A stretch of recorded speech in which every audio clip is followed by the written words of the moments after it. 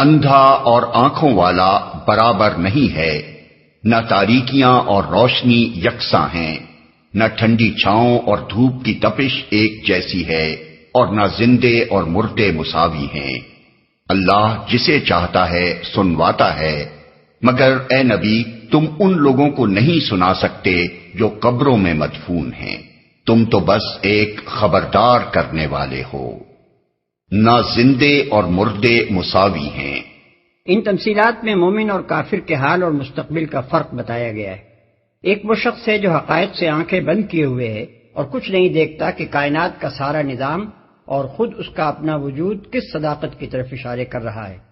دوسرا وہ شخص ہے جس کی آنکھیں کھلی ہیں اور وہ صاف دیکھ رہا ہے کہ اس کے باہر اور اندر کی ہر چیز خدا کی توحید اور اس کے حضور انسان کی جواب دہی پر گواہی دے رہی ہے۔ ایک وہ شخص ہے جو جاہلانہ اوہام اور مفروضات و قیاسات کی تاریکیوں میں بھٹک رہا ہے اور پیغمبر کی روشن کی ہوئی شمع کے قریب بھی پھٹکنے کے لیے تیار نہیں۔ دوسرا وہ شخص ہے جس کی آنکھیں کھلی ہیں اور پیغمبر کی پھیلائی ہوئی روشنی سامنے آتے ہی اس پر یہ بات بالکل عیاں ہو گئی ہے کہ مشرکین اور کفار اور دہریے جن راہوں پر چل رہے ہیں وہ سب تباہی کی طرف جاتی ہیں، اور فلاح کی راہ صرف وہ ہے جو خدا کے رسول صلی اللہ علیہ وسلم نے دکھائی ہے۔ اب آخر یہ کیوں کر ممکن ہے کہ دنیا میں ان دونوں کا رویہ یکساں ہو اور دونوں ایک ساتھ ایک ہی راہ پر چل سکیں؟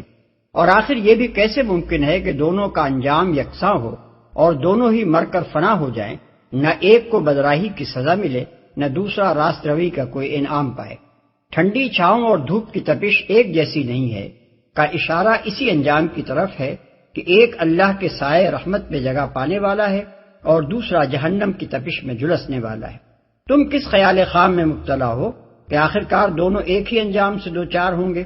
آخر میں مومن کو زندہ سے اور ہر دھرم کافروں کو مردہ سے تشبیہ دی گئی، یعنی مومن وہ ہے جس کے اندر احساس و ادراک اور فہم و شعور موجود ہے اور اس کا ضمیر اسے بھلے اور برے کی تمیز سے ہر وقت آگاہ کر رہا ہے، اور اس کے برعکس جو شخص کفر کے تعصب میں پوری طرح غرق ہو چکا ہے اس کا حال اس اندھے سے بھی بدتر ہے جو تاریکی میں بھٹک رہا ہو۔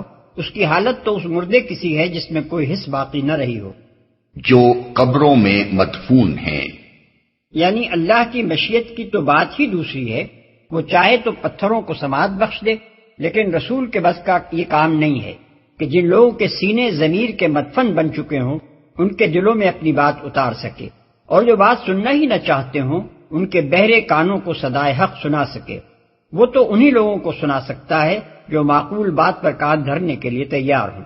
خبردار کرنے والے ہو، یعنی تمہارا کام لوگوں کو خبردار کر دینے سے زائد کچھ نہیں ہے۔ اس کے بعد اگر کوئی ہوش میں نہیں آتا اور اپنی گمراہیوں ہوئی میں بھٹکتا رہتا ہے تو اس کی کوئی ذمہ داری تم پر نہیں ہے۔ اندھوں کو دکھانے اور بہروں کو سنانے کی خدمت تمہارے سپرد نہیں کی گئی ہے۔